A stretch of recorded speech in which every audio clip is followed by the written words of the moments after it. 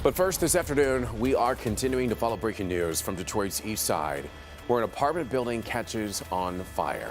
That story topping our news at noon. Thank you for joining us as we give you a look at video from a very active scene right now. Absolutely, and we do have Jason Colthorpe that is there on the scene for us to bring us the very latest. And Jason, do they think foul play is involved?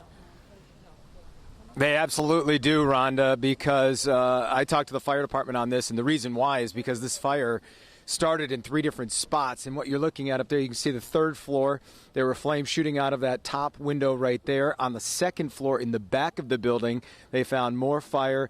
And also in that doorway that you see over there behind the yellow tape, there was fire in that hallway. And that alone led them to believe this was started on purpose. And the reason why is this side of the building had a lot of vacant units, but people had been staying there basically because the building's unsecured, much to the chagrin of the people who live here legally. So people were staying in there. Today there was an effort by the owner and coordinated with authorities to get in there and move those folks out. And in that process, the fire started. Now, the Housing Coalition has also been working with the people here legally to help them find a new place to live. And I spoke to the head of the Housing Coalition. Here's what she had to say earlier. This is a problem that's going on across the city, unfortunately. When we came here, the building was in horrible disrepair. The doors were not secured or locked. So having a fire when you don't have a building secured is not surprising, where people are just coming in and moving into the property because the units are open and empty.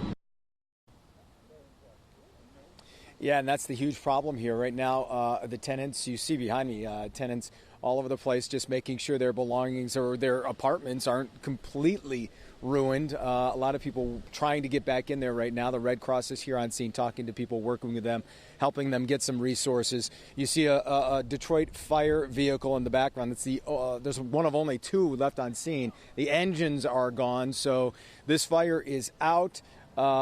And now the recovery process begins and the investigation. As we say, they believe this was started intentionally. We have more on that part of it coming up on Local 4 News at 5. For now, we're live on the east side. Jason Colthorpe, Local 4.